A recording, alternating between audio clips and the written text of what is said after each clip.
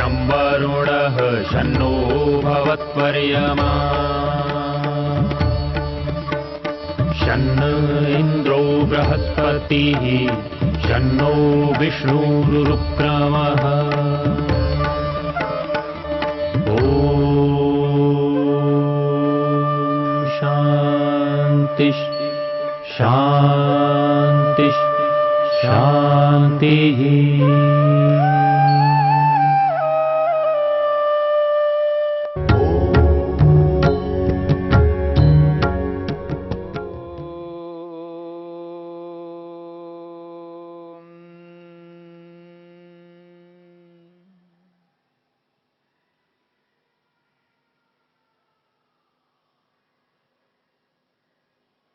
योग के माध्यम से ईश्वर के स्वरूप को समझने का प्रयास किया जा रहा है। महर्षि पतंजलि ने, महर्षि वेदव्यास ने ईश्वर के जिस स्वरूप को हमारे सामने प्रस्तुत किया, ऋषि के स्वरूप को हम ना समझ करके, ऋषि के द्वारा प्रस्तुत किए गए ईश्वर के स्वरूप को ना समझ करके अपनी अपनी कल्पना के माध्यम से ईश्वर को समझने का प्रयास किया गया है और वर्तमान में किया जा रहा है। जो ईश्वर का स्वरूप है, उस स्वरूप को नजरअंदाज करके जो ईश्वर का स्वरूप नहीं है, जो ईश्वर का स्वरूप नहीं है, उस स्वरूप को स्वीकार किया जा रहा है। इसलिए महर्षि पतंजलि ने योग सूत्रों में ईश्वर के स्वरूप को बताने के लिए कुछ सूत्र बनाए हैं। पहले पाद के 24वें सूत्र में यह बात स्पष्ट की है कि ईश्वर को ईश्वर क्यों कहा जाता है। क्लेश कर्म विपाकाशयी अपरामृष्टः पुरुष विशेषः ईश्वरः। इस 24वें सूत्र में ईश्वर के स्वरूप को स्पष्ट किया है। ईश्वर क्लेशों से होने वाले कर्मों से प्राप्त होने वाले फल, सुख दुख रूपी फलों से, और उन फलों के कारण से उत्पन्न होने वाले जो संस्कार है, वासनाएं हैं, उन वासनाओं से अपरामृष्टः सर्वथा पृथक है। और जितने भी संसार में पुरुष हैं, आत्माएं हैं, जीवात्माएं हैं, उन सबसे विशिष्ट है, विशेष है, उसे ही ईश्वर कहा है। ईश्वर के स्वरूप को बताते हुए 25वें सूत्र में एक और विशेष बात कही है, ईश्वर सर्वज्ञ हैं। ईश्वर सर्वज्ञ हैं। तत्र निरतिशयम सर्वज्ञ बीजम। उस परमपिता परमात्मा में सर्वाधिक ज्ञान है, जानकारी है। सर्वज्ञ बीजम, सर्वज्ञता का वह कारण है जो सर्वाधिक ज्ञान, सर्वाधिक ज्ञान सर्वज्ञता को बताता है। ईश्वर सर्वज्ञ है। ईश्वर सब कुछ जानता है।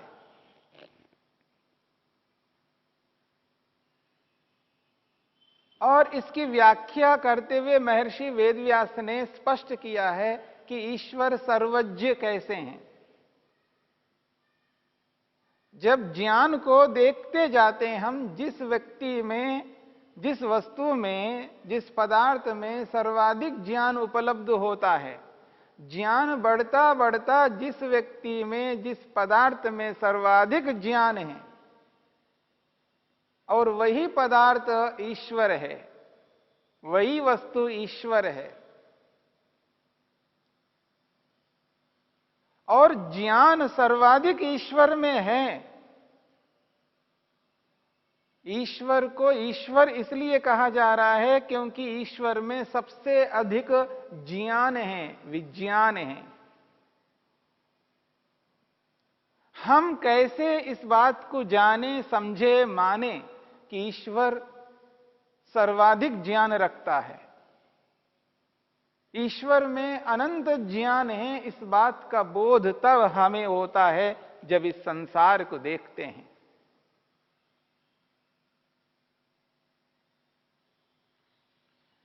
जब संसार को देखते हैं तो संसार के माध्यम से यह प्रतीति होती है कि हां, ईश्वर में बहुत अधिक ज्ञान है,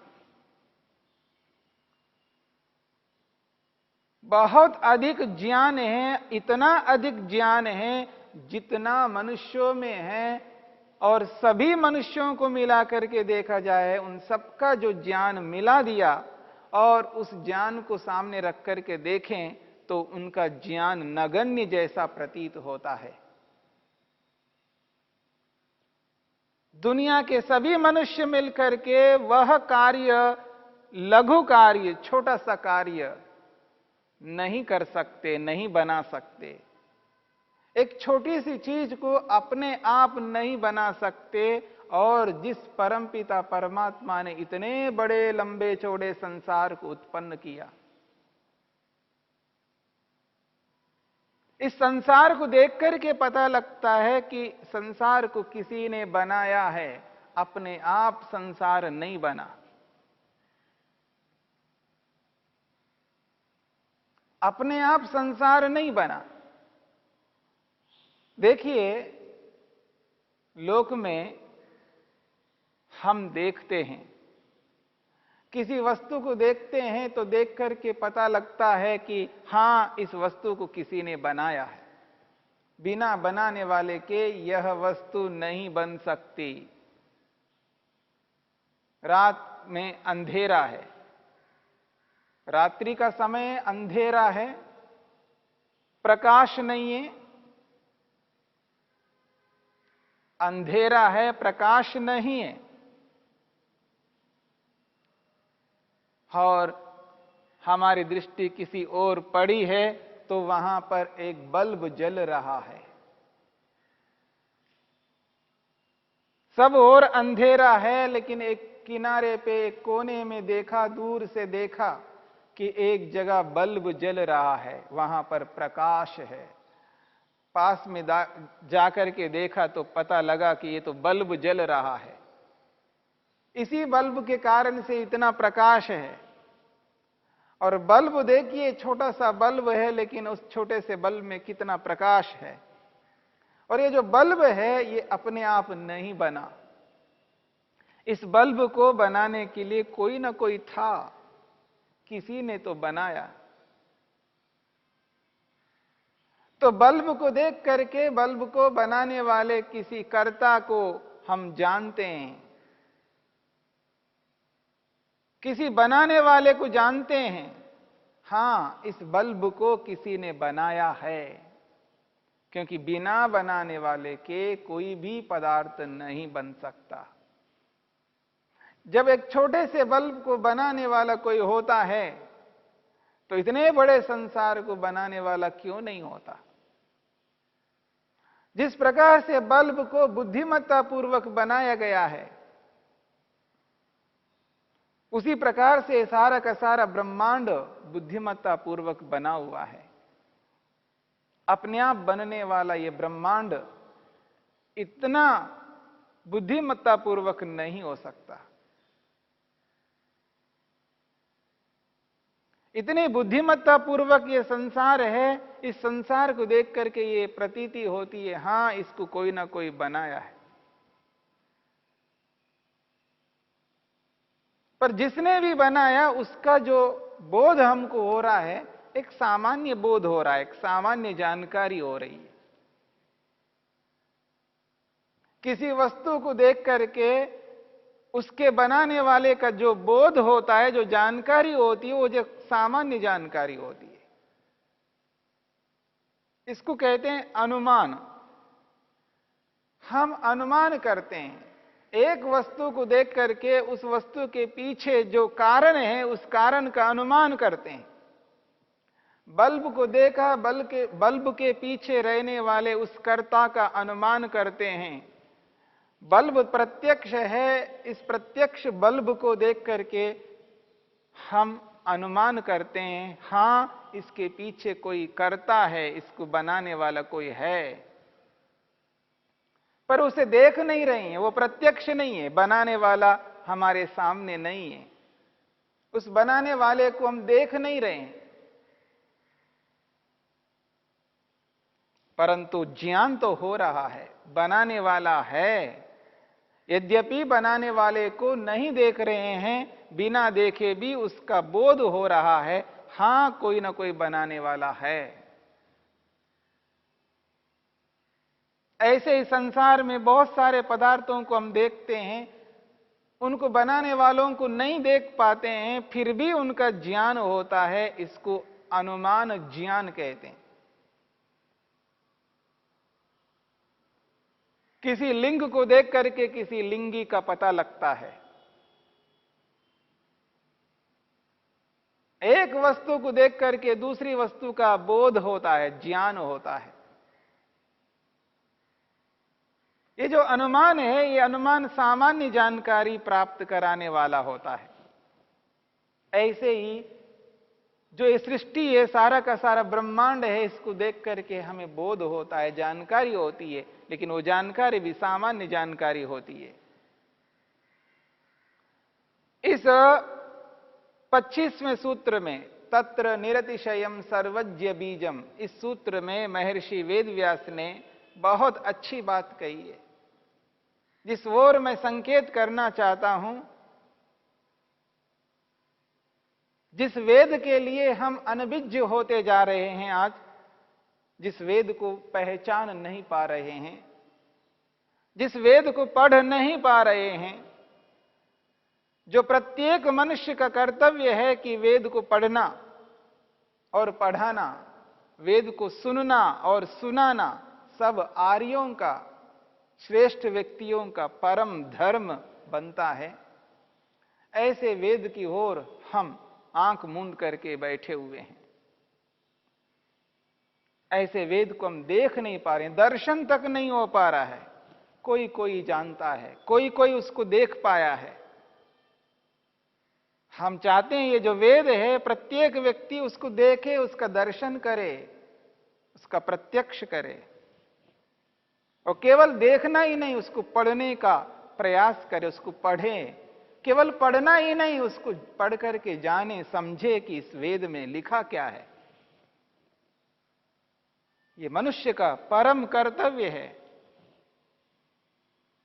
जिस ओर महर्षि वेदव्यास संकेत कर रहे हैं, जिस ओर इंगित कर रहे हैं, जिसकी ओर ध्यान दिला रहे हैं, उस बात को हमें समझना है। महर्षि वेदव्यास कहते हैं, सामान्य मात्र उपसंहारे, सामान्य मात्रोपसंहारे च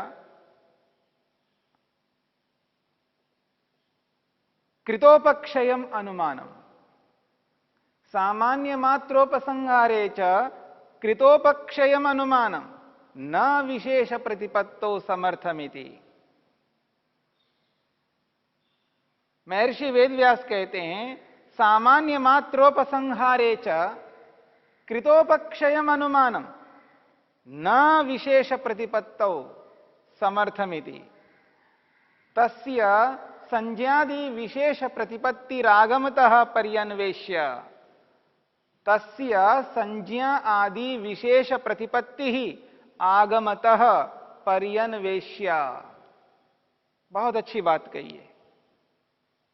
महर्षि वेदव्यास स्पष्ट संकेत करते हैं कि वेद पढ़ो, वेद जानो, वेद को जाने बिना विशेष बोध नहीं हो सकता। महर्षि वेदव्यास कहते हैं, सामान्य मात्रोपसंहारे च, ये जो अनुमान है, ये सामान्य ज्ञान कराता है और सामान्य ज्ञान करा करके ही निवृत्त हो जाता है। सामान्य मात्रोपसंगारे, सामान्य ज्ञान कराकर कृतोपक्षयम, बस रुक जाता है। कृतोपक्षयम अनुमानम, ये अनुमान कृतकृत्य हो जाता है। बस सामान्य जानकारी, सामान्य ज्ञान कराया, बस रुक गया, उसके आगे वो कुछ नहीं कर सकता। न विशेष प्रतिपत्तो, ये अनुमान विशेष ज्ञान को नहीं करा सकता, विशेष जानकारी नहीं करा सकता। विशेष जानकारी के लिए क्या करना चाहिए? इसलिए वो कहते हैं तस्य संज्ञा आदि विशेष प्रतिपत्ति ही। उस परमपिता परमात्मा का नाम क्या है, उसका स्वभाव क्या है, उसका क्या स्वरूप है, उसके लिए आगमतः वेद से पर्यन्वेष्या जानकारी प्राप्त करनी चाहिए। आगम प्रमाण, शब्द प्रमाण से जान लेना चाहिए। यहां शब्द प्रमाण, आगम प्रमाण है वेद, वेद से जान लेना चाहिए। वेद बताएगा आपको कि ईश्वर का क्या स्वरूप है, वेद स्पष्ट करेगा।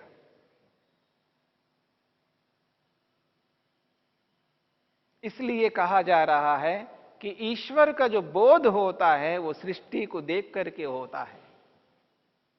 इतने बड़े लंबे चौड़े संसार को जब हम देखते हैं तो इसको देखते ही हमें बोध होना चाहिए कि इतनी बुद्धिमत्ता पूर्वक ये जो संसार बना हुआ है, इस संसार को बनाने वाला कोई ना कोई है।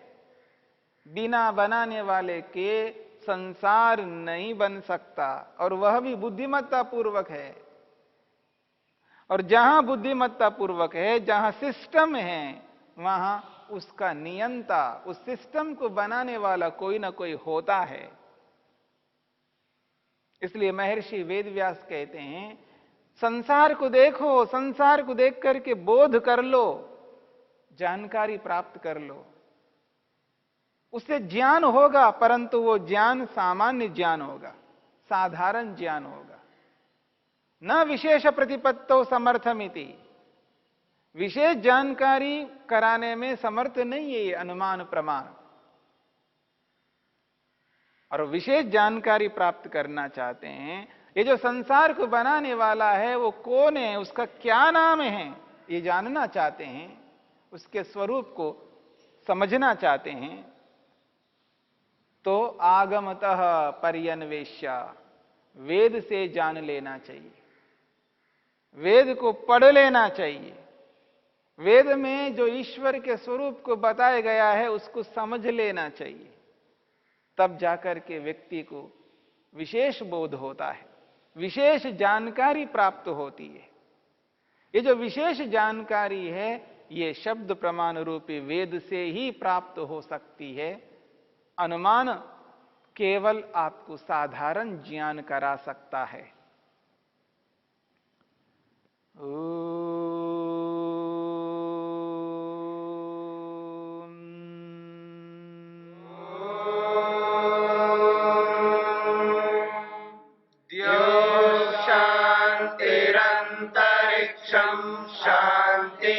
पृथिवी शान्तिरापः शान्तिरोषधयः शान्तिः वनस्पतयः शान्तिर्विश्वे देवा शान्तिर्ब्रह्म शान्ति सर्वं शान्ति शान्तिरेव शान्ति क्षमा शान्तिरेधि